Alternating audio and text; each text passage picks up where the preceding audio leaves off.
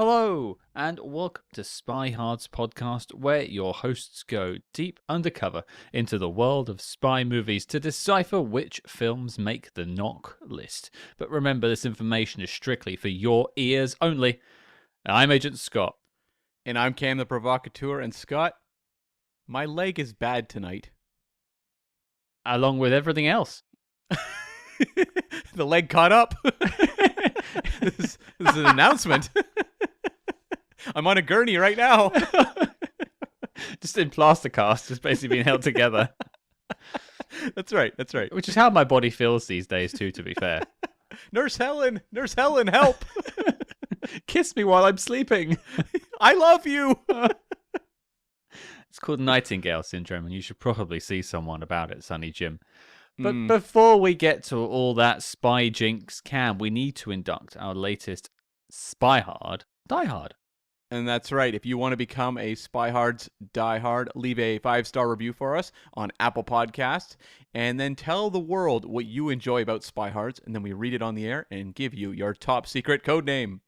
Someone asked us recently, why do we do it on Apple Podcasts when I listen on Spotify or I listen on Google Podcasts? It's because Apple Podcasts is the only place you can actually leave a written review, and we love reading your little letters to us.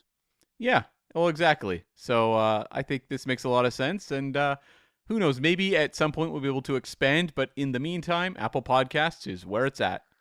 Okay, so I'm going to address an old review from a while back, and then talk about a 5-star one. So I'm gonna shout out to the only 1-star review we ever had in our life. Would you like to hear it, Cam? Okay, please. Okay. I think we might prove his point. 1 star from C. Crandall. Too much talking about everything but the film. Okay. Sure. Well, right now we're proving him right. Maybe we did earn that 1 star. We're sorry, C. Crandall or Cook Randall. I don't know what to say to that. What's his nickname?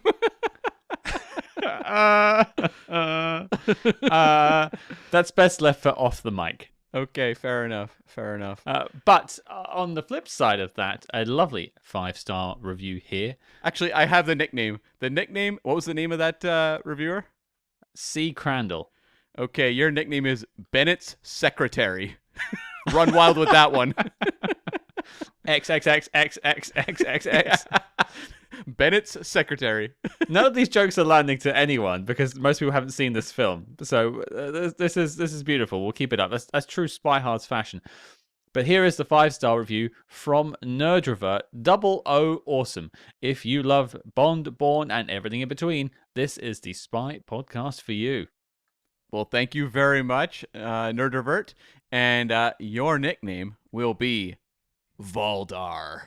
Which, that's a good one, right? Valdar. Valdar. Agent Valdar, or would you just go by Valdar? Whatever he prefers. Sure. Well, there you go. Nerdrovert, you now officially are Valdar. Please change all your social media handles to @Valdar, and make sure you change your images to Boris Karloff. That's right. And you have to also add a scar from now on. Maybe like a prosthetic scar on your face at all times. Or really go method, if you'd like. That's really down to you, though. And also speak in 3 accents as well. Yeah, but unconvincingly. Okay, that's fair.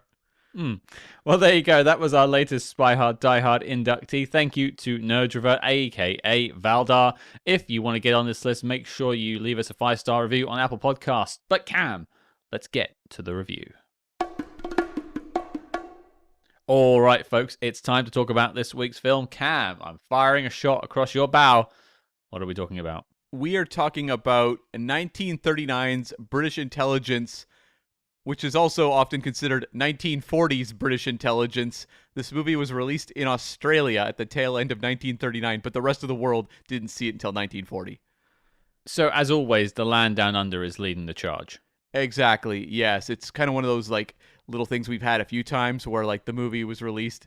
I think there was one we did on the show that was released in Canada on, like, Christmas Day, and the rest of the world all saw it in January, so it's considered like a release from the Canadian release date. But it gets very screwy, especially when you're trying to do box office stuff, and you're like, well, what year am I looking at here?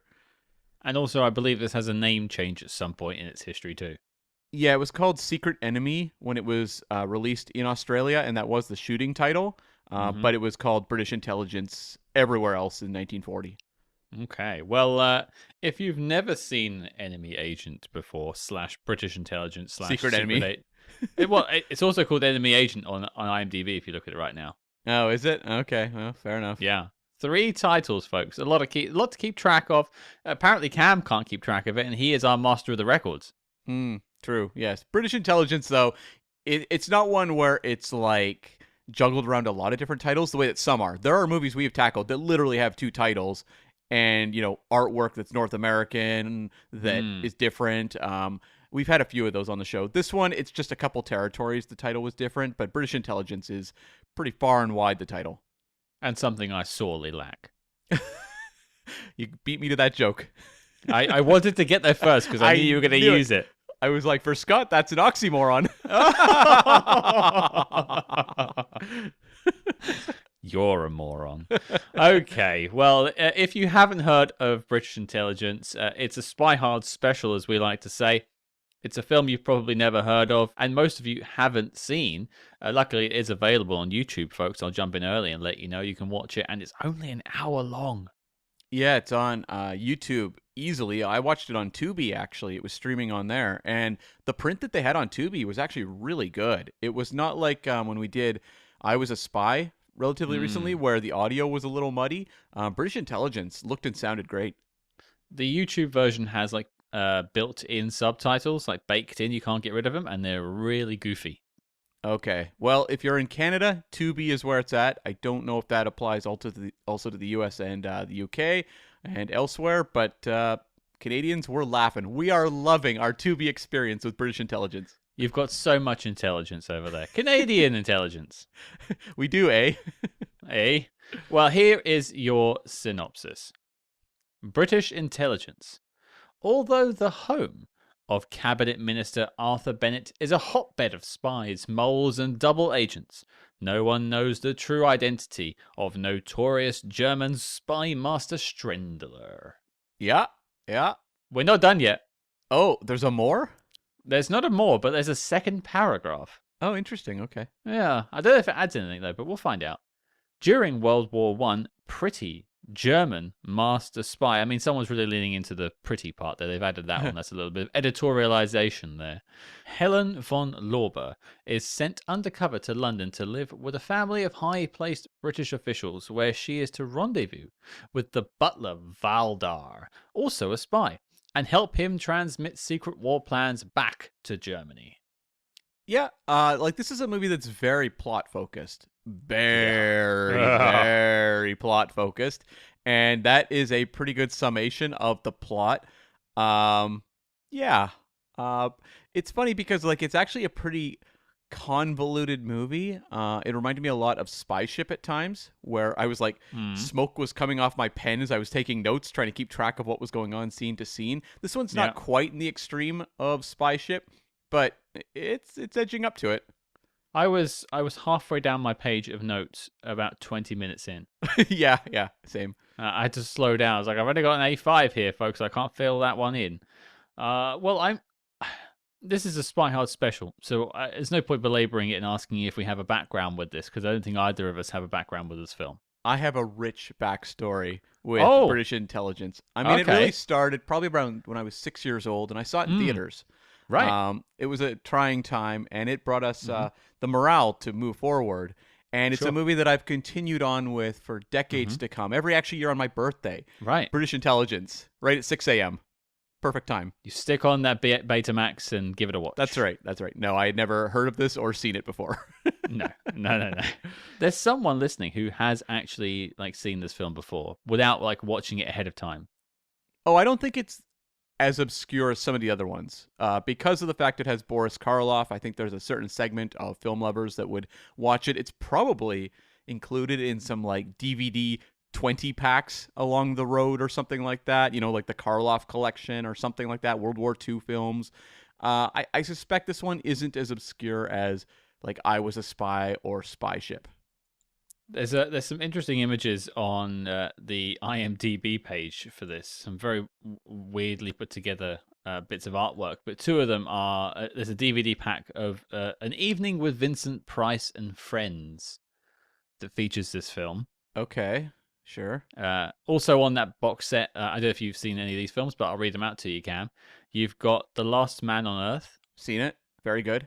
House on Haunted Hill, Very good. The Bat, That one's okay. The Magic Sword, Have not seen that one or heard of it. and British Intelligence. And there's also a Boris Karloff double pack with British Intelligence with a really badly photoshopped image and Sabaka. Oh, okay. I haven't seen that one. I will say, going back to Last Man on Earth, that was actually the first film adaptation of I Am Legend, and really worth checking out. It's like 75 minutes, but really well done. Okay. That's an interesting one. And that one's presented in widescreen. Yeah, that one actually holds up pretty well. I have a copy of it here, and yeah, that and House on Haunted Hill are the two gems that you named there. Okay, fair enough. But yeah, so it actually did come with some sort of DVD multi-packs. Okay, yeah, it just seems like the kind of movie. It's the case with so many of these B movies. They fall into somewhat public domain, and they wind up on a billion different DVD sets that are super cheap and sell you like 50 crime movies for $8, that kind of thing. So are we going to be releasing our own at some point? Well, one would hope. That would be actually pretty great. The Spy Hards collection, which has nothing but like forgotten movies like Spy Ship and was it Sleeping Car to Trieste and whatever else. House on 92nd Street. Yeah, exactly. To be fair, like I mean, if they're in the public domain, are we able to just do that? If you get a copy of it, you just make a DVD. We'd have to figure out which ones are public domain and which ones are movies that the studio doesn't care about at all. Right. So you'd want the public domain ones. I believe, I may be wrong, but I think British Intelligence actually is public domain now. Okay, fair enough. I wish the public domain had more British Intelligence. But thank you, everyone. I'll be here all week. But Cam, let's figure out, how did the Brits get so intelligent? Okay, well, this was based on a 1918 Broadway play called Two Faces East by Chicago-born writer Anthony Paul Kelly. Anthony Paul Kelly actually had a very short life. He died of suicide at the age of about 35, but he was reasonably prolific in a short period of time. He started writing in the movies in his teens in 1914 and wrote a lot of shorts and had a lot of scenario credits. So he wouldn't be necessarily writing dialogue, but he would come up with scenarios for movies and get credit there. That's kind of one of those early credits that's a little bit akin to like the story credit, but also a little different. WGA back in the day, folks. And his probably biggest credit early on was the 1920 D.W. Griffith film, Way Down East, with Lillian Gish. And D.W. Griffith was one of the big silent filmmakers, made Birth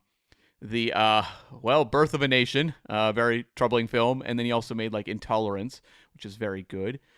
He also did, the writer Anthony Paul Kelly also wrote a 1923 silent spy film called Silent Command that I've added to our list to cover at some point in the future. Ooh. Hopefully we can track it down. But You'll never hear it coming.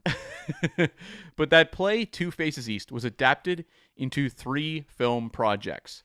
So in 1926, they made a silent version of the story, and they called it Three Faces East. So they added an extra face in there. I'm not sure if the play is a little more simple. I'm not really sure. I'd have to go back to the original source material of that play, and I don't know if there's if it's written down anywhere. Like if I could buy a copy or get a copy online, maybe I could. But I'd be curious to know what the change is. But yeah, the 1926 one was a silent film. And then in 1930, they did a studio version with sound. So it would have been one of the earlier talkies and was much more of like a lavish production. And then lastly was this movie, British Intelligence, in 1939. So that's after Anthony Paul Kelly has passed away. And this was the final film credit for him on his filmography. Mm-hmm. And this was the much cheaper version in comparison to the previous 2. Well, it begs the question, and I know the answer, but I'm asking on behalf of the audience, I suppose.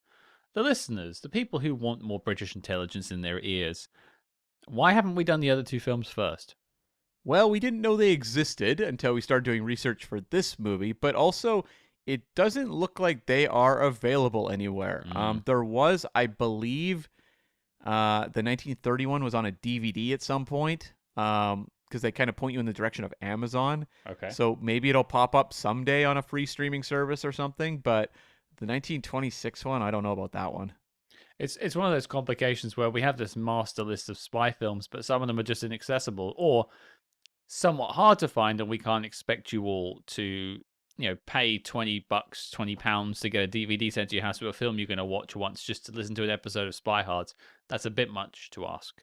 Yeah. So, and sometimes movies are just lost, period. Like they Mm. just don't exist anymore.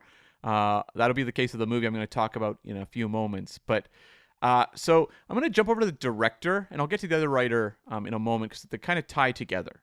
So the director of this movie was Terry O. Morse, who was born in Missouri, primarily an editor. That is kind of his trade, and he had a shorter directorial run. But his first big debut was a 1927 silent film called French Dressing, a title that greatly wowed me. And I was like, what is French Dressing? Because I like to look up these movies and see, just so I can say, oh, it's a crime thriller, it's a horror movie, whatever. French Dressing. I'm going to read you the synopsis from letterboxd.com. It's a bit of a Please do. it's a little bit of a ... more, but Oh. I was fascinated reading it. So this is the synopsis for French Dressing, directed by Alan Dwan. A French cocktail with a delightful hangover. It's a good tagline. Keep going. Philip and Cynthia Gray are a pair of recently wed Bostonians, and Cynthia is properly back bay, no action, quiet and dowdy. Rewind that and take me back through that sentence again. Cynthia is properly back bay, no action, quiet and dowdy. What's a back bay? I have absolutely no idea. Spell it out. I'm just going to Google it whilst you read. Back-bay. Oh, right. Okay. Right. Keep going. I'll read. And Philip resigns himself to the quietness, no action, regularity of their home. But then along comes a blonde, Peggy Nash, who adds some action and outside regularity to Philip's life. Cynthia is somewhat upset at this turn of events and decides to go to Paris, the wickedest city in the world, and get a quiet divorce. Oh. Cynthia soon finds out that Paris is a really gay city, especially after Henri de Briac shows up and offers to be her guide to the delights of Paris, primarily him. Cynthia quickly sheds some of her dowdy ways and dowdy clothes and is having herself what was once quaintly described as a gay old time. Philip then shows up in Paris, deciding he wants Cynthia back as his wife, and Peggy shows up right behind him, and soon it is up to Henri to make the pairing arrangements for the foursome. That is quite the French dressing. Is that not an incredible synopsis? I was like cackling when I was reading it. I kind of want to watch it now. Right? Like I think it's a lost film. That's the one I was referring to. I don't think it exists anymore, but my God, what an emotional whirlwind the synopsis for French Dressing is. And for those of you that are worried, I can illuminate this Back Bay question. Yeah. Back Bay is actually a place on the Charles River in Boston. Okay. Well, there you go. It's a neighborhood. So she's a Back Bay something or other. Okay. Well, you learn something every week on Spy Hards. Who knew? So Terry O. Morse is editing French Dressing. That's his big, debut film. And he does a lot of movies. Most of them aren't well remembered. A lot of B movies, things like that, genre films. Mm-hmm. But he did have a couple notable things. He edited Robinson Crusoe on Mars, which is a really great sci-fi movie that was the inspiration for Star Trek. Mm-hmm. He also edited The Girl Who Knew Too Much, which is a spy film with Adam West. We've added to our master list over the last while. And he also did a movie that just jumped off the page, Love Slaves of the Amazon. It's a real French dressing. So his directing career kicks off in 1939. So he's been an editor for over a decade and kicks it off with The Adventures of Jan Arden, which was about a reporter thwarting jewel thieves. Mm-hmm. And then does, over the course of 1939, a bunch of movies. He does On Trial, Waterfront, No Place to Go, Smashing the Money Ring, and British Intelligence. That's all in 1 year. This man was cranking out the B movies. Given the film's runtime of 60 minutes, I wonder how long it took to shoot. I don't think very long. And there's only about like 5 sets. Like there is not a lot in this film. Yeah, and I think they were borrowed sets as well. Like I don't think they built these sets or set them up for this movie in particular. Wow. Okay. This could be done in not 2 weeks, in 2 months, I'd say. Oh yeah, I think it could be 6 weeks. I think we could pull it back. I meant with like post production as well, like editing and stuff. Oh sure. Yeah, I think it was pretty quick. Yeah. So that was kind of his specialty as a director. His Right. most notable director credit is actually he was responsible for editing or re-editing and directing the American segments of the 1956 repackaged Godzilla King of the Monsters, which took the original Japanese film from 1954 and inserted Raymond Burr and kind of built more of an American narrative around it. So King of the Monsters was, for a long time, the version that was best known to North America. Mm-hmm. And it wasn't until a little bit later that the original Gojira became packaged and sold to North America. Like, if you buy the Criterion, you get both versions. Oh, okay. Is it, I mean, care to weigh in on which is better? Well, the original Japanese one is much better. It has a lot more subtext Right. that would mean a lot to the people making the movie Mm-hmm. versus the American one, which inserts a lot of scenes of Raymond Burr as like a reporter talking to the camera, being like, "Oh my God, the horror! Godzilla is coming at us!" That kind of thing. I thought you were going to say Raymond Burr just taking it to Godzilla, and it's just him punching it. That would be amazing, giant Raymond Burr. Take that, communists! Ah! Yeah, like King of the Monsters isn't bad. Like it's very entertaining to watch, but the original is the much better film. It's entertaining because it's taken from a film that's good. Exactly. Yeah, they just inserted enough American interest to sell to a North American audience. Sure, that makes sense. Yeah. And so the other writer, the writer who adapted the play, was Lee Katz, who was born in Indiana, primarily a second unit director. I thought that was something interesting about this movie, in that the key above, kind of the board talent there, your director is best known for being an editor, and your writer is primarily a second unit director. So it was not the number one calling for these people to be in the positions they are in on British intelligence. They put the B in B movie. They do. And Katz broke through with the 1932 John Wayne Western, The Big Stampede, as a second unit director. And that is before John Wayne's a star, so it's a lot of B movies. He doesn't become a star till 1939, and most of these movies are like 45 minutes, an hour long. They're kind of these Poverty Row, very cheap productions.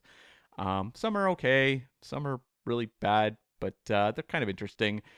And he didn't really have a writing career. This man is like a second unit director. Like that is his trade. He becomes a writer from 1938 to 1939. What a boss. But he's got credit, so like he is a writer now. Yeah. And so like his first credit is he contributed, he wasn't like a screenplay credit, he was a contributor to the 1938 Kay Francis drama My Bill. And then in 1938 he has a screenplay credit on the Canadian Mountie drama Heart of the North. Glorious. Like, this is crazy. I need to track this movie down because it's like an American film crew making a movie about Canada, and it's like set in Edmonton, I think, which is like crazy. I mean, it's crazy for all the Canadians listening. The rest of us are like, uh-huh. Yeah, well, exactly. Sure. Yeah. Mooses, eh? What's the deal with those? Sure is a lot of snow up here. Heart of the North, I will track you down. But this is... You are the heart of the North, Cam. But this is like kind of where British intelligence comes into play, because he does a dialogue polish on The Adventures of Jane Arden, which was the film that Terry O. Morse directed as his kind of big directorial coming out party. Mm-hmm. So he's contributing a little bit there on dialogue. And then he works also with Terry O. Morse on Waterfront and No Place to Go, and then rolls into British intelligence with him. So after this movie, he only has one other writing credit, and it's a crime thriller called The Return of Dr. X. And then he is back to second unit directing. And that is really kind of the majority of his remaining career. He works on The Adventures of Robin Hood, the Errol Flynn film. Mm-hmm. He works on Across the Pacific, which is a World War II Humphrey Bogart spy film we have on our list. And he also works on Casablanca. So this guy actually had some major productions he worked on. Plus, he also went into becoming a production manager.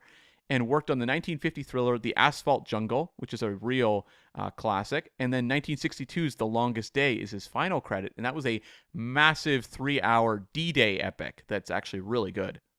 I mean, once you've put together a film where Boris Karloff is bombed to smithereens and blown up as part of a house, where else can you go? Right? Like you've written your whatever, like 5 or 6 movies or whatever it was over the course of 1 year. You're like, I'm good. I just wonder if this man hated writing. Well, maybe, yeah. I mean, he's like, this is my magnum opus. I can't get any better than this. Yeah. I've already taken. I mean, to be fair, is he writing anything on this film?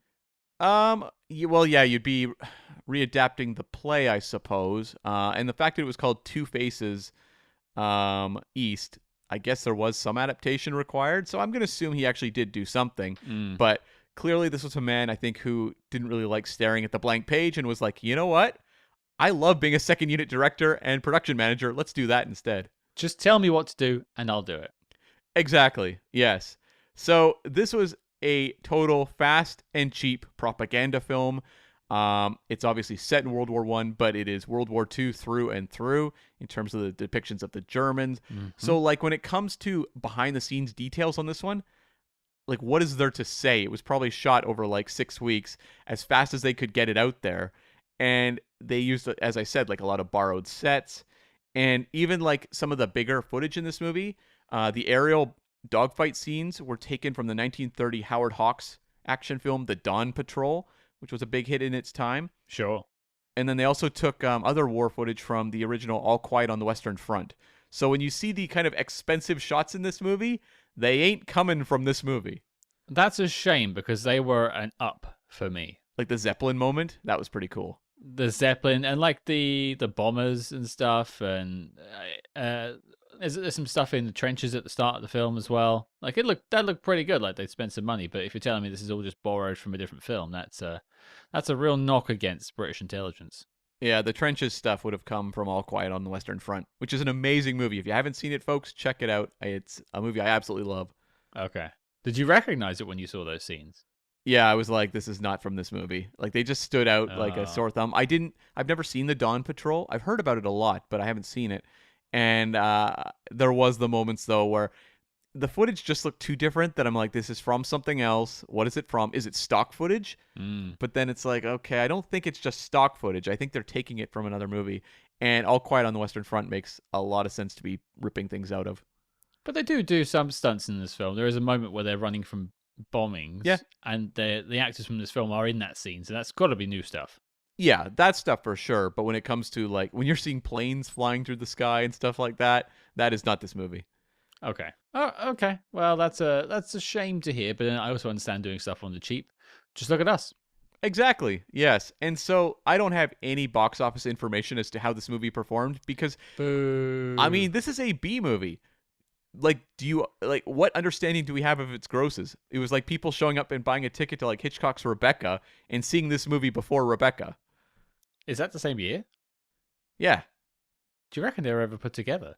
Well, I don't know if those two were paired up, but, like, this movie would have played in front of a bunch of other movies. And so, like, when you look at box office, is the box office for British intelligence or for what the A picture was? I'll turn the question round on you. You know film releases so well. What is the worst film this could be paired up with that came out this year? Pinocchio? I think you got it. I don't think you can get better than that. Yeah, that would be an interesting one. You go from this to When You Wish Upon a Star. That would be kind of awkward. It's certainly a whiplash for the audience. Yeah, and it's also like one is very like just classic storytelling that like the whole family can get immersed in with Pinocchio, and then like the most convoluted spy jinx of British agent right beforehand. That would be kind of tonal whiplash. Maybe that actually works really well because it makes Pinocchio look better. Maybe. Look how simple this thing is. He lies, his nose grows. Duh. Easy. Yeah. Geppetto's not a triple agent, you know? Although, this was something I noticed. I did a recent rewatch of Pinocchio. No one really talks about this. Geppetto sleeps with a loaded gun under his pillow. And at one point that happens in the movie, and I was like, why does no one talk about this? So maybe Geppetto is a secret agent. Wow. He's like one of the earliest double O's. Maybe. Wow. Okay, Cam is coming up with some Cam fiction here. I like that. Geppetto as a spy. Why would he build Pinocchio?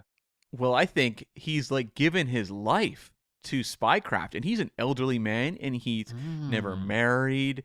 I know there's different versions where he'd had a child who passed away, and then he created the wooden boy as kind of a process of grieving. But in the Disney version, that's not the case. So we have to No. fill in that backstory. So like Geppetto just gave everything to the service of espionage, and then what is he left with?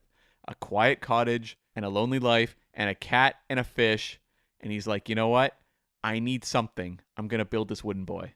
So you're telling me that Master Spy Double O Geppetto, in his retirement, builds a wooden boy that also happens to be the world's worst spy? Yes, that is accurate.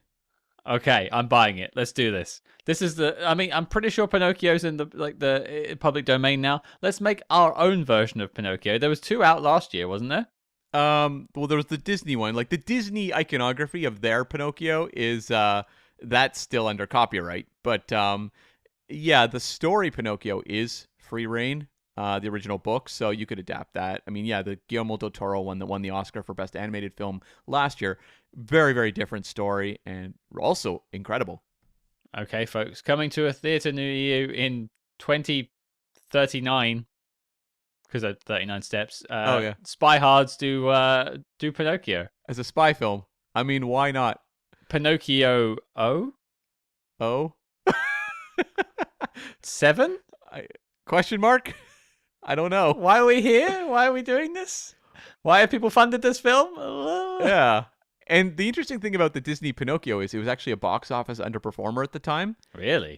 Yeah, it was actually kind of a dud. And it wasn't until the years that followed with, revival screenings and home video and all that it became this beloved movie that everyone treasures. But yeah, in 1940, not a big hit. But what was, on the big hit list, the top 3 for the year. Number 1 was Boomtown, which was a Western starring Clark Gable, Spencer Tracy, Claudette Colbert, and Hedy Lamarr.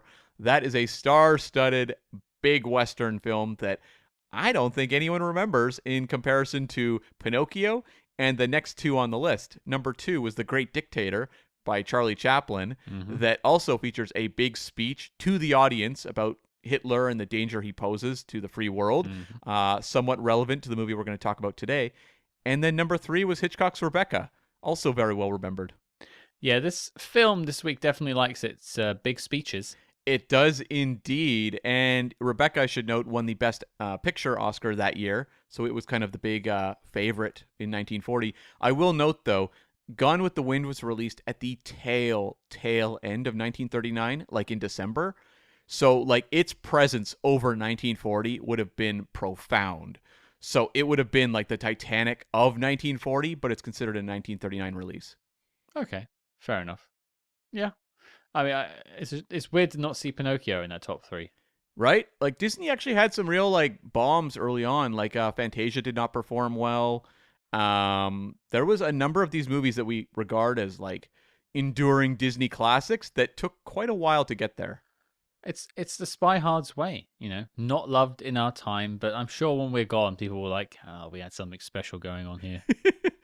Cam the Provocateur. May he rest in peace. Yeah. Well, I think it's time that we got down to business and talked about this film. I'm actually more interested to hear from you first on this one, Cam, because you've seen a lot of Boris Karloff films. You're more familiar with the era just from seeing more pictures. What did you think of British Intelligence? So, British Intelligence is a B movie through and through, and we have talked about some movies that also fall under the B movie umbrella, but it felt like there was some aspirations going on. Like, Spy Ship, which we covered on the show and had a lot of fun talking about. That had like a really interesting female antagonist. Yeah. That like we talked about for a prolonged period of time on the show and was based on a real life person. And it felt like there was something to hook into because a lot of B movies fall back on plot. And plot is only so interesting sometimes, especially when you're dealing with kind of a cheaper production that's kind of thrown together. Sometimes plot is the least interesting thing about these kinds of movies. That is kind of where I'm gonna go with this movie. To me, the problem with British intelligence is it's very twisty. There's a lot of reveals and twists. I couldn't really keep track of them. At a certain point, I still could not quite pinpoint who is a agent versus a double agent versus a triple agent or God knows what else. So I think it gets rather confusing there. But I found it frustrating in that there was so little to hook into with character. And you have Boris Karloff show up, this pro. This is a guy who, the decade before shows up as Frankenstein and the Mummy and becomes, one of the big icons of Universal horror. And around this time is doing all these kind of pulpy B movies. He's doing Tower of London, which is more of like a gothic horror film. And then he has like this. And I don't know that Boris Karloff would have written British Intelligence down as one of his all-time favorite films or performances, but like there's a level of investment he just brings to a movie where I'm like, that is a character that I'm actually interested in. And so it's kind of like the movie has successes almost in spite of what it's trying to do. It almost feels like an actor who just brings so much natural charisma that he's elevating that which is around him. But I found the movie just got so bogged down in talkiness and plot and like rushing to kind of set things up in one scene that would have to pay off later. It didn't feel organic. It just felt very kind of like jumbled and thrown together. There is a lot to unpack with this film, but I think we're basically on the same page. I mean, my top line was equally fascinating and frustrating. Yeah. More twists than a garlic knot. But not in a good way, because it feels like it has read that spy movies need to have twists. But as we've learned from Mission Impossible films over the years and stuff like that, you can't have a multiple like face reveals. At some point, it stops losing its impact. And as you mentioned, there is at least one double agent and at least one triple agent. Now, it took me 2 viewings to pin down everyone's motives and motivations and how they were doing things. So I think I have that fairly straight in my head. But that's 2 viewings of a film that really should be a forgettable B movie. And that's fairly unforgivable. These should be entertaining, like, whet your appetite for the main feature, for Pinocchio or Rebecca. Yeah. And this film isn't not entertaining. Like, some of the action sequences we talked about that were just cutting from other films look really great.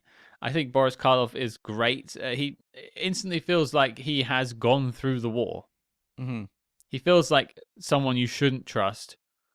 It's like a sketchy guy. He's hiding in corners, cutting bushes, and just being creepy. I love that they're giving like top secret intel in front of an open window as the guy who's pruning the bushes outside is like, ah, I've got them this time, the damn Brits. What was that, mate? No, nothing. Oh, no, sorry. I should say it in a really bad French accent. Nothing.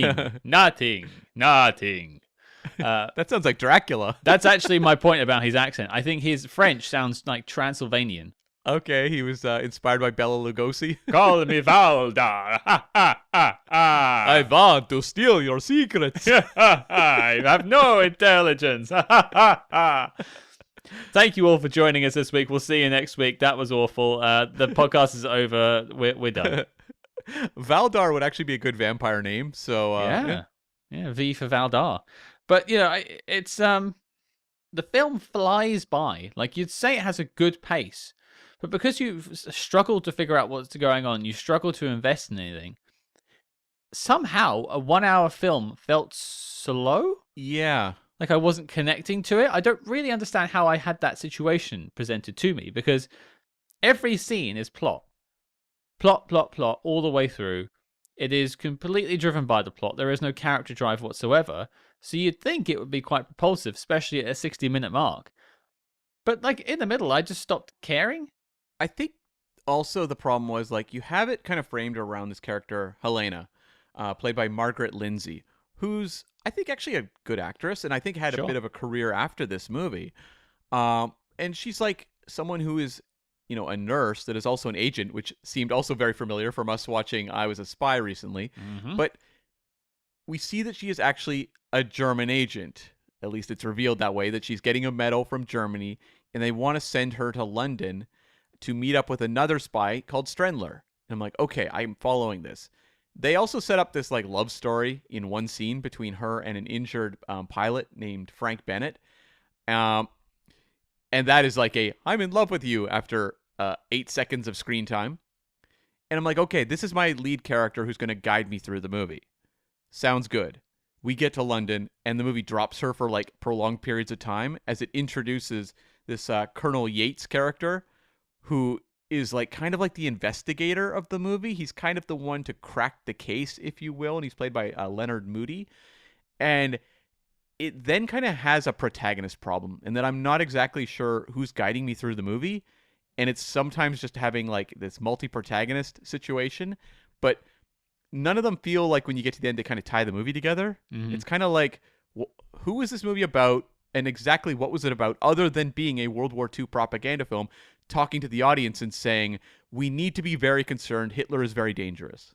I think it is actually just that. I think it is, as boring as that sounds. The entire goal of this film is to be propaganda and a bit preachy to you about World War II. Which is a shame, because you mentioned like the female protagonist at the start of the film, and go back to something we did earlier this year. I think it was this year or late last year, but the Adventures of Tar 2. Yeah. Again, a World War II film around the same Mm-hmm. era, same period, and Tar 2 is your POV character the entire way through. It focuses on him and his journey. Now he is working for the good guys. But it also turns out that our lady is working for the good guys by the end. She's a double agent. So there should be no reason why we can't follow her all the way through. But it's because the star power is from Boris Karloff that they want to focus on him more, and also these investigators, like the chief of police and these MPs or whatever they were. And it just gets a bit muddled. There is no like cohesive through line for the film that the audience can tie themselves onto and at least allow that to carry them through. It's such a muddled plot at the same time, so you're just kind of left like passively absorbing the film. Mm. And I think that is a shame, because I think somewhere inside of this is quite an interesting story. Well, and it's like when you watch a lot of the Universal horror movies, which were B movies when they came out, like they are ultimately kind of like parlor room mysteries. Mm-hmm. Obviously, you're like, well, no, it's a Frankenstein film or a Dracula film or an Invisible Man film, but they often just really are set in like, I don't know, like a sanitarium or a house or something, where it's a lot of characters talking about what is going on. But like those movies succeed because of like atmosphere, and they feel propulsive, and they have characters that pop. Whereas like this movie also is kind of a parlor room mystery. A lot of this movie is just characters in a house Mm-hmm. talking about what's going on. You do get, cutaways to like a German milkman spy. There's a lot of spies in London, it seems, going on at this point in time. But like, It's a hotbed. it is a hotbed, yeah. Most of the movie is characters just hanging around this house, kind of talking about what could happen or what they're going to do, or giving double talk. And if you don't give me at least personalities that have spark to them that kind of pull you into the movie, that's tough. Like, they don't have to be multi-dimensional. They don't have to have full character arcs.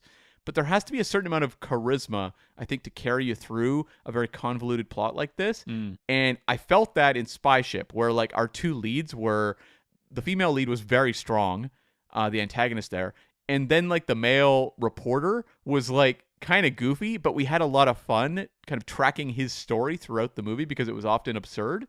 Yeah. This movie doesn't have that. You've got Boris Karloff, who's giving it his all. And then I thought that like Margaret Lindsay's good, but is kind of disappearing from the movie. And then you spend a lot of time with, older men just kind of talking.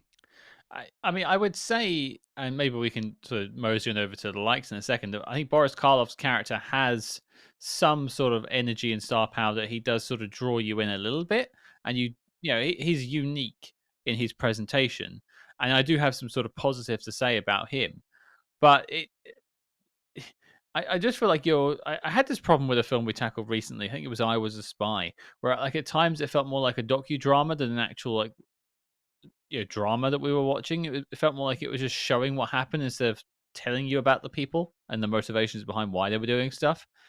And because you're like, one of the things this film does is you talk about those men in the back rooms, for instance, like they're doing all these sort of double dealings and whatnot. They turn out these are like the British like MPs, people in charge, and they are giving all this information to try and trick Valdar into not Valdar, but what's the name of the overall spy? What's his Oh, is it Stendler? Strendler. Strendler, yeah. Because Strendler in this film is allegedly the best spy that the Germans have in World War One. They're trying to catch him. He's in London. They're like putting this bait out, but I can't imagine any government would be handing over that much information to try and get one person caught. I mean, they cause a whole munitions factory to go up, Yeah. multiple like military campaigns to go tits up, and also almost bomb an entire building full of the British Parliament just because they're trying to catch one guy. That's accurate. It's a it's a little grandiose, that's for sure. Strandler is very important, it seems. Apparently. But it's also like it doesn't cause them to lock down their security at all. No. Like they get their plans, thwarted just by talking next to an open window early in the movie. But like later on, they're just hanging around this house, just being like, so that munitions dump, what do we set it over there? And it's like, well, you just got that screwed up. Like no one ever learns to like have like classified conversations in top secret rooms. Everyone's like, well, let's just walk around the house and do it. Well, or do it the other way around. If you're going to like give false information, no, if you're going to give real intel to try and get someone to show their hand and like to spill that, and you can trace it back to the source, give bad intel. Yeah. Like say the munitions dump is 40 kilometers down the way, and they just blow up a farm. But the people bombing don't know that. They just drop the bombs and leave. They don't know any better. And that they could think it was a massive success of a campaign. And you'd still find the person doing it. From like a military standpoint, I just found that outrageous that they would sort of give that information. But I feel like we're drifting over to dislikes. And I want to get us back on track with the things that we do like about this film, because there are things to talk about. And I think Karloff is where we start. Yeah. I think he brings an energy to this film. He has a creep factor I think he just must have as an actor. Like you don't want to bump into him in a dark alley at nighttime. He will scare the living daylights out of you. Well, and also like he has that bit where they reveal that he is a spy working for London. Mm-hmm.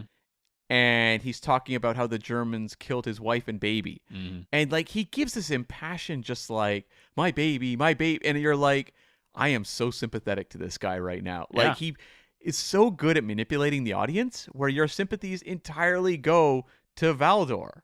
And then at a certain point, they pull the rug again that he is actually Strandler, which, let's be honest, I think we all knew from moment one. Really? It seemed pretty obvious that he was Strandler. But when they reveal that, you suddenly like completely switch in your, sympathies. And it's like, oh man, he's good. Like, I think like Boris Karloff, I don't think it's necessarily that the actors around him are inferior. Like some of them I think had good careers. It's just like the material that they get versus what he gets to play, getting to play like multiple identities, having the accents, the makeup, all that. He just really kind of towers over the rest of them where your eyes are always on him. So by the end of the movie, I care so much more about him, and he's the villain of the movie that you want to see get comeuppance, where like, do I really care if like a very boring generic character like wins the day? No. Well, who is the protagonist? Is it the lady? She is, I guess. Well, okay. I'm gonna. This is like pulling us into dislikes almost, but it isn't. I guess it's more like talking about just like the framework of the movie. Yeah. So that's the setup that this woman is a German agent who's going in. So you are following her as she's revealing, that Valdor is first. Like who Valdor is. You're seeing it through her. She's kicking the hornet's nest. Like she is trying to get a rise out of this German network in England. But ultimately, she doesn't really solve any of the case. And like you get to the end of the movie and it's her in the background standing next to the Frank Bennett, injured pilot guy who she's in love with. While other characters are in the foreground talking to basically themselves and the audience about like, well, they'll be fine. So anyways, let's talk about what really matters. And basically then the protagonist is almost them because they are the ones who are conveying all the information. Like she is treated like a background character in her final scene. Well, it's that the whole it's like doing math that doesn't lead anywhere. Like it's if you go back through their doubles and triple crosses, she didn't have to be a double agent to get to the same result, and nor did he. They're just throwing these in to be twists for spy films, which is fine. It's what we do. We talk about spy films. I get it. Like, these twists can be entertaining when delivered well. But ultimately, nothing she does in this film would have, has any change on the status of Strendler. They were investigating him the whole time. They say that at the end. They were always looking at him. Yeah. And, like, they bugged the room to find out what he was doing. And then they found out what he was doing with the bomb. And then they chased him out the building. And then he got blown up. Like, she hasn't played any part in that. Like, there's a good moment where they send in an imposter to play Kurtz. Yeah. Like a German contact. Mm-hmm. And she reveals to the authorities that he is, like who he is, to get him taken away, because she realizes that it's not the real Kurtz. So in that moment, your sympathies are kind of with her as a German spy. Even though she isn't. That she's obviously, even though she isn't, but you don't know that quite yet. They're still keeping the kind of cover that she's a British agent. So it's like, I think there would have been ways to set this up where you know all along she's undercover. Mm-hmm. And then you have to watch her navigate very tricky scenarios, and your sympathies are with her as a character, because your sympathies aren't with her when she's a German agent. Because the film purposely obfuscates the truth. You see her getting the medal in Germany and going back to England as a German spy. And then by the end of the film, you find out she is pretending to be a German spy. She's a double agent. So I think you could have removed a few steps and it would have been cleaner. But I want to come back to Boris Karloff for a second, because there's something I thought you mentioned, but you didn't. Yeah. And in his middle evolution, if we're talking like Pokemon, right? He starts off as a I believe a German agent, and then he becomes a British agent, and then he's a German agent at the end. There is a moment in this film where he goes from pretending to be Valdar, this butler, to going to talk with the MPs. Yeah. And it's a small tick that really jumped out at me, and so much so I had to write it down, where, because he's saying he's got a war wound in this film. He's walking with a limp the whole time. And then once he knows all the people he has to pretend to be Valdar in front of have left the room, just our two like MPs, or I think that's what they are. I can't remember their exact role, I'm sorry. But the two old men that are sort of the leads of this film in a way. He stands up straight and walks properly. It's like watching Christopher Reeves when he takes his glasses off from Clark Kent to become Superman. There is it's a great scene, I think it's in Superman 1, where he just sort of takes the glasses off and then just stands up straight. And his shoulders go back and he gains like 4 inches in height. Yeah. And it's like an instant transformation. It's like, wow, these are different people. And Boris Karloff does that in this film in one scene. And I went back and watched it again on the second viewing. And by God, is it a great bit of acting. Well, he was just such an amazing physical actor, and that he would always bring so much to, whether it was his Universal horror work, or even just some of the kind of the lesser stuff he did. Like, he was always so committed, and someone who really didn't get his due in so many ways. Like, he was clearly a incredibly gifted actor that just kind of got pigeonholed for being kind of the B-movie guy. Mm-hmm. But, like, this material is... I don't want to speak of the original play, because I don't really know how much this differs from the play, but, like, this movie script is pretty hacky, a lot of it. Yeah.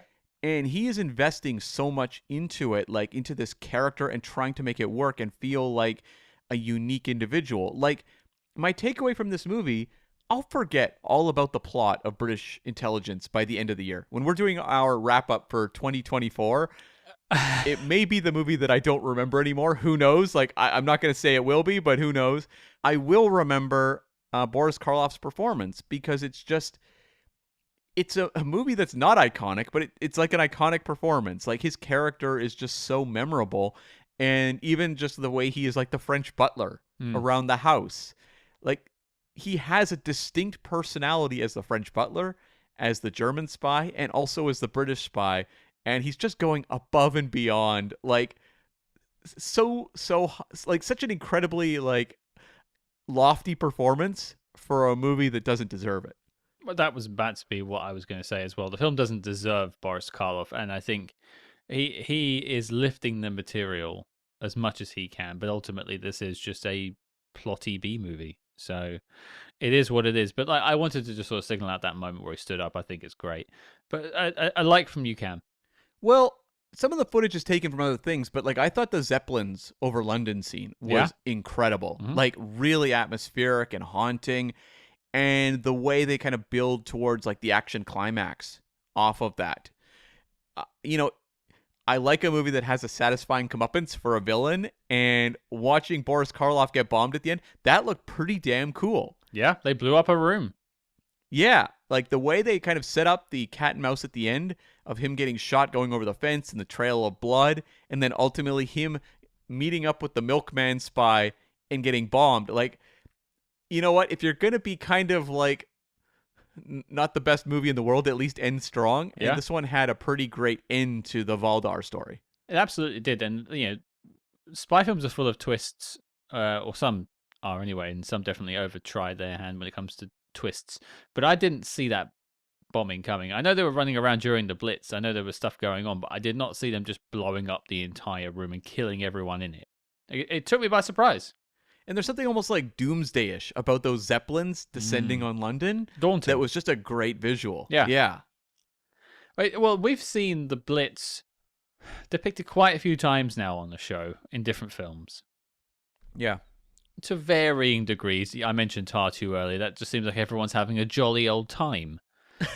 You think of something like Ministry of Fear. Like, there is genuine tension in that moment where they all have to huddle down in the subway to get away from the bombs. Like, we've seen it handled in different ways. I think this is on the scale of like how you handle the Blitz, one of the better films we've seen, because I can't imagine anyone was having the jolly that they were having in Tartu. No. Tartu was definitely like playing it a little more of a caper kind of film versus this. It's like the tone of the movie is kind of static. Yeah. A lot of it. But when you cut to sequences like that, they do have atmosphere. That's why I said like a docudrama. Like, it was more presented than just like a factual, this is what happened way. One thing I wanted to call out, it's not something I ever really mention, but you kind of started it earlier, is I like that this film has a lot of interesting tradecraft. Carrier pigeons making their debut on Spy Carrier Hearts. pigeons. Yeah. Never thought I'd see it. I was like, wow, cool. It's not a new one, it's an old one really, but it's cool to see. Yeah, when that happened, I was like, how is it that we've done like 160 movies or something like that and never come across carrier pigeons? I'm sure there'll be many, many more. Well, I hope so. We'll be double taking at it. I was hoping we'd get like whole sequences with pigeons going further into the movie, but you know what? I'll take one usage at least. Well, I think they're feature quite heavily in the John Wick films that we're planning on looking at some point. Oh, that's true. Yeah. But yeah, I'm happy to see that. But like, there's some other bits as well. Like, you got the typist that we haven't really mentioned, but she's one of the other German spies in this film, and she basically gives out messages in one of the protagonist's office. She's his typist, and types out a German version of Morse code on her keyboard, on her typewriter, to give messages to people in the waiting room. Now, that's just cool. Never seen that before. And then that rando character just like catches on to it. That's convenient, but I think the plot of this film needs it. Although I will add, I did actually laugh at that because she has been writing XXXXXXXXX on the page. Now I just read that as kisses, so maybe it was a love letter. Oh, this woman was wrongfully imprisoned and perhaps executed. She's just like, because all these like little bits of paper that she's writing X's on is going in the trash can. Maybe she had a thing for the janitor. Oh, okay. And was it the janitor that was always whistling Goldfinger? Yes, he was sweeping in the background. You just missed him. He actually just walked off set. And in true Bond style, he's not quite sweeping the floor. He's just sweeping above the floor. Oh, okay. Classic Bond style, yeah. But yeah, I just wanted to tip my hat. It was interesting. Like, there was some types of tradecraft we've not come across before. You mentioned the Kurtz thing was the other thing as well. The mislead of sending in a fake ally to try and trick someone. Thinking about it, I'm not entirely sure why they did all of that, because they already knew she was on their side. So who were they trying to prove it to? It was almost like a show of force for Valdar or Stretler, Chenandler Bing. Yeah. Any one of those. And so I just enjoyed it. That was what I wanted to say. Yeah. And it's funny because they make you go through these loopholes to kind of follow what is going on. But when it got to the end of the movie, I feel like I should be like snapping my fingers and being like, British intelligence, hell yeah. Whereas I got to the end, I was like, Were they that smart? Like, was their planning really that good? I don't know that it was. I think it was just more for the runtime, because that whole Kurtz, the fake spy thing, is literally only there to maybe solidify to Karloff, to Valdar or Strendler, he's got 3 names, that she is a German agent. Yeah. But they could have just established that he trusted her initially. Like, because they had a passcode that was new. Like, that should have been enough in the first place. But apparently they needed to do more. Which also ended in this guy's like jacket being torn to shreds and him having to kick it in front of everyone just to really sell it home. Like, that guy's just turned up to work today. He's like, all right, boss, what do you want me to do? I'm going to rip your new jacket and then beat you up in front of your friends. Yeah. That's a good day at work. Yeah, I have that note. It just says, come here, you. Rips clothes. It's how we met, so. Yeah, that's true. That's true. My Star Trek convention uniform was forever in shreds. Star Trek convention uniform? What's a convention uniform? Well, you know what I mean. My cosplay outfit. No, I was just sort of riffing on like the idea of what's a uniform for Star Trek conventions. Oh, well. Is it 3/4 length shorts and an ill-fitting t-shirt? That's part of it, yeah. Although, like, I mean, a lot of people are wearing original series uniforms or TNG uniforms. Those are the most popular, right? I know that's what you meant. I was trying to think about, like, but what is the uniform of a convention? Oh, well, it's got to be t-shirt and shorts. You have to be comfy because you're sitting down for hours in a day. I was trying to have a bit of fun, and he gives me the sensible answer. He's been watching British intelligence too much today. He's clearly a man-focused. That's right. That's right. We interrupt this program to bring you a special report. Red alert, spyhards. We are shaking things up over on the Patreon page. That's right. We are launching an exclusive new show where we tackle the exploits of the small screen's greatest secret agents, like Jack Bauer, George Smiley, and beyond. And don't forget, every month you also get 2 Agents in the Field episodes where we decode the adventures of your favorite spy actors in their biggest non-spy movies. But Cam, tell the people what we have coming up next. Yes, for this month's episode of On the Small Screen, we are checking in with 2016's The Night Manager, starring Tom Hiddleston and Hugh Laurie. Will this one le carre us away? Let's find out. So don't get left out in the cold. Help support your favorite spy movie podcast and join the circus at patreon.com/spyhards. But before this message self-destructs, let's get back to the spy jinx. Well, we were moving forwards in the likes section, but it's time to go backwards with the dislikes. Cam, it sounds like you got a few. Why don't you lead us off? Well, I mean, I feel like we've kind of done the convoluted plotting to death, so I'm going to pivot from that and just talk about, like, the propaganda aspects. Sure. And we've seen good propaganda, and we've seen lesser propaganda. And when I think of, like, Tonight We Raid Calais, that was done really well, where it had, like, an inspirational, character-driven element to it that made you definitely invested in that story. On the flip side, British intelligence, where it features a lot of characters, if not turning to the camera, which they do at the end, but often just saying things aloud, you know, about, like, the Germans, like, it's happening right now, things like that, or, you know, this maniac with a lust for power, and they're talking about World War I, but they're talking about World War II. There's a lot of allusions to Hitler, and it's so interesting it comes out the same year as The Great Dictator, which ends with Chaplin giving that just beautifully written, profound speech about, like, humanity and the importance in preserving, like, a free way of life and the dangers of Hitler. Like, it's one of the all-time great monologues in movies. Yeah. And then you get this, where you get, like, rando B-movie actor just turning to the camera and saying things like, "We hate war." War bad. War, what is it good for? Absolutely nothing, right? Say it again. Yeah, exactly. No, it's I've got a couple of things to talk about with that, but it's a dislike altogether. Is heavy-handedness. Not that the message isn't right, but there is a way of smartly delivering these sort of the propaganda message that this entire film is here to do, just with a bit more subtlety. This is bludgeoning you over the head with some of the things it's coming out with. I think there's a line at one point that goes like, "I hope what we're doing here will never happen again." It's like, right. Well, yeah. I'm sure everyone hoped that when they called it the Great War and not First World War. Sure. Yeah, we really screwed up calling that one World War One. Wait, there's a 2? No! Who would have guessed? We should have seen it coming when we numbered it. Ah! Sequels are all the rage these days. Yeah, so it's a shame because and it makes me wonder what was in that play. Yeah, because it wouldn't have been as Well, you know what? That play comes out in 1918, which is like the year World War One ends. Yeah. So I don't know if the play was coming out at the end of the war or while the war was still going on. Even if there is some of these sort of speeches in there, the messaging makes more sense because it's like, I hope this doesn't happen again. Yeah. Yeah, I hope they all thought that. That's, yeah, cool. But when you're saying it in the midst of a Second World War, it's like, okay, yeah. Oh, we shouldn't be at war. Yeah, we know. And it there's about, I think, 3 major speeches in this film. Mm-hmm. And they take up like 3 to 4 minutes each. And bear in mind, this is a 60-minute film. So 10% of this, well, is that 10%? That's less.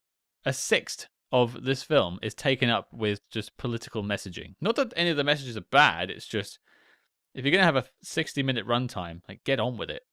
Yeah. And it's not elegantly written. It's very heavy-handed. And so it becomes unintentionally funny, which is not really what you want. Imagine if we did it. Folks at home, imagine if we wrote a war propaganda film and some of the trash that would come out of our mouths or our fingertips if we're writing it is what you hear in this film. Our Pinocchio movie is going to be one hell of a film. Man, I've been thinking about that non-stop since I pitched it. There's so much you can do with that. Right. Is someone sleeping with Geppetto and like they ask him a question like, do you always sleep with the gun under your pillow? And he does the old just gives it the old Bond. Yeah. Yeah. Although I'm not sure I really want to see Geppetto sleeping with anyone. I was going to say, you were taking that down a road that I wouldn't be traveling, but you know what? Like, there's collaboration when it comes to putting together a screenplay and, give and take, so I guess I was going to give you that one. Oh, okay, so we're doing co-writer credits. Okay, fine. Even though the idea came from me, so... I'm the one that came up with the story there. I was the germ of the idea with Geppetto sleeping with a gun under his pillow. You pointed out the similarity. I said there's a movie there. Well, listen to the tape, folks, until Cam edits it to shreds and makes me look bad. It was me. WGA arbitration is very much in the cards.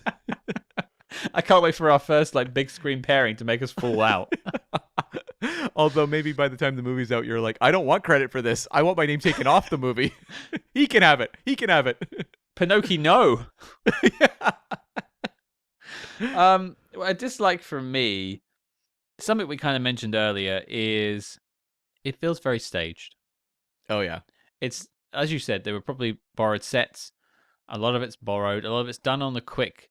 It's probably done for no money whatsoever. It's just about getting a product out. It's just done very quickly, turning these films over. You said the guy did 5 films this year.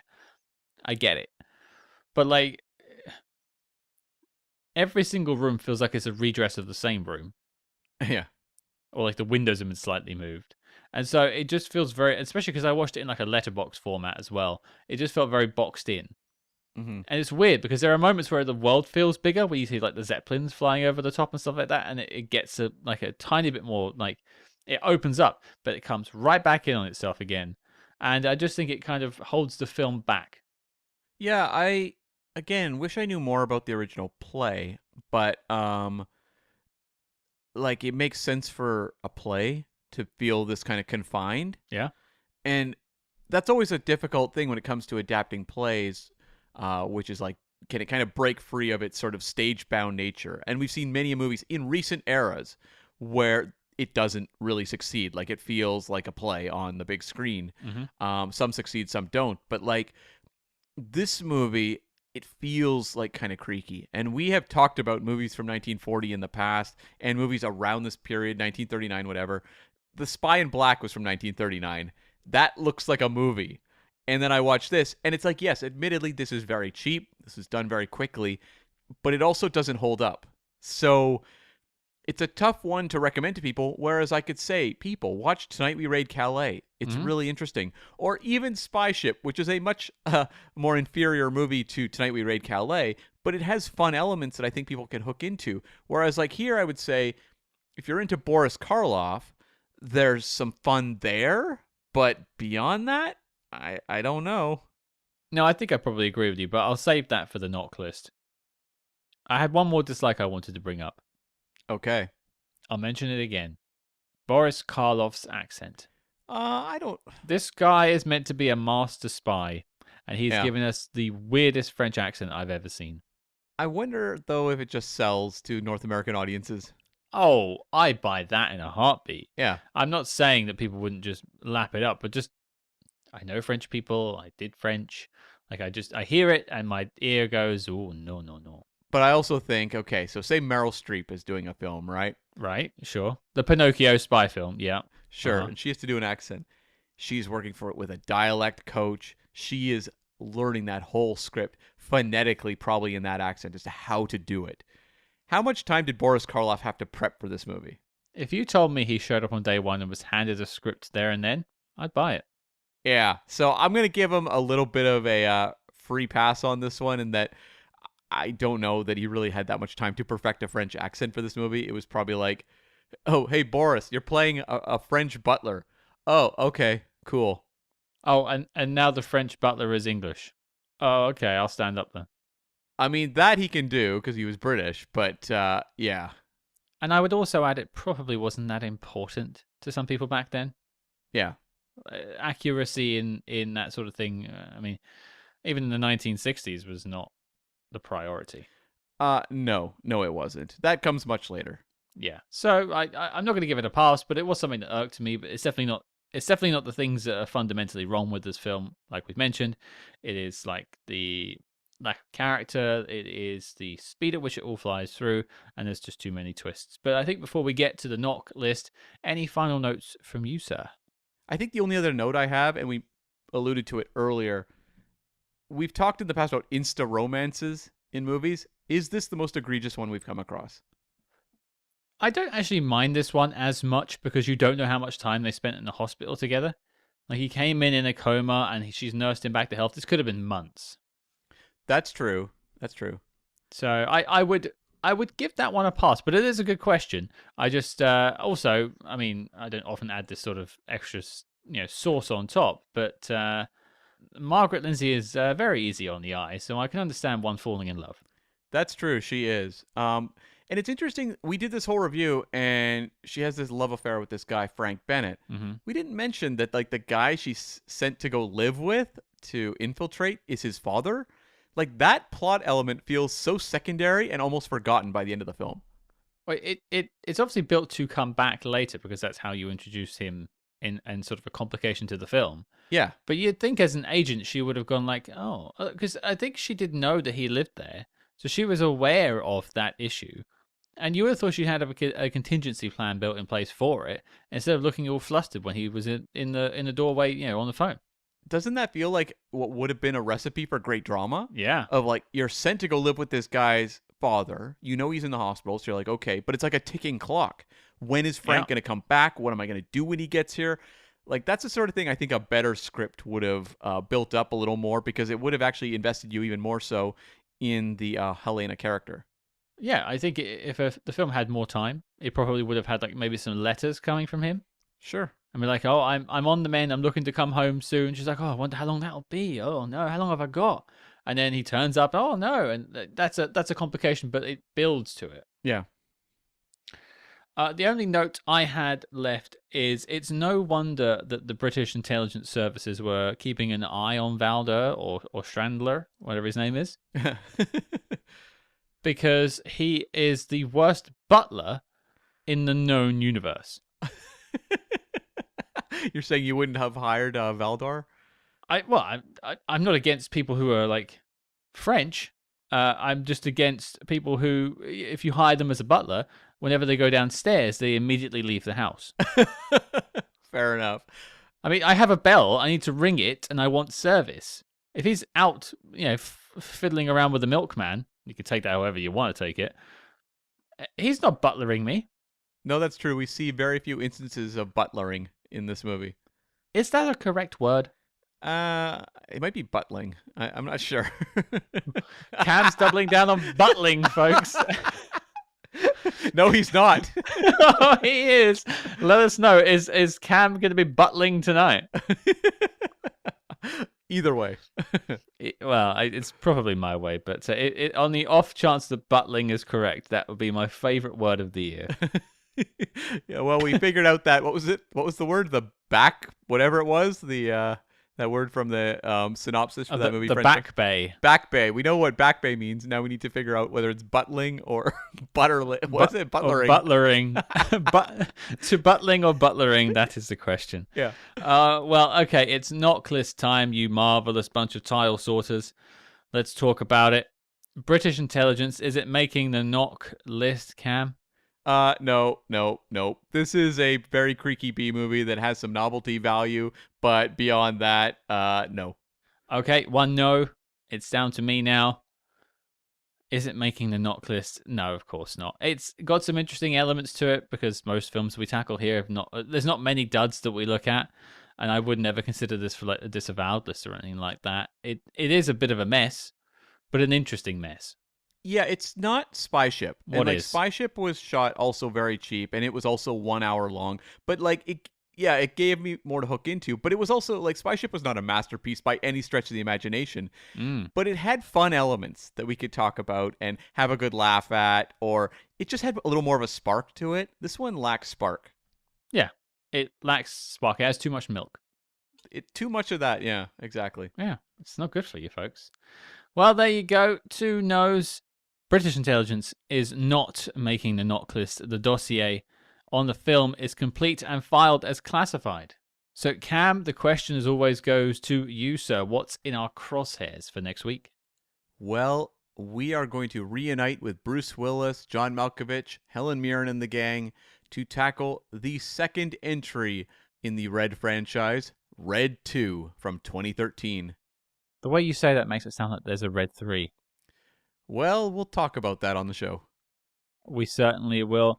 It's nice to go back to the Red franchise. We did the first one as our Christmas film this year because it featured a brief moment of festive activities. But it'd be nice to close the book, for now, on the Red story. So your mission, should you choose to accept it, folks, is to join us next week as we head back to 2013 with Bruce Willis and the gang and take a look at Red DOS.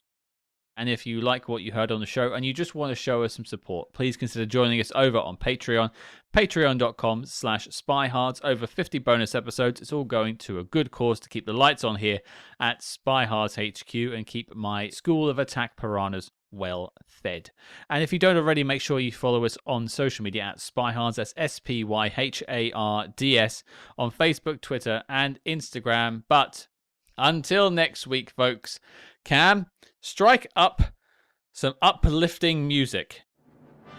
I wish I were able to answer that question. We want to help humanity. We fight wars only because we crave peace so ardently and pray that each war will be the last.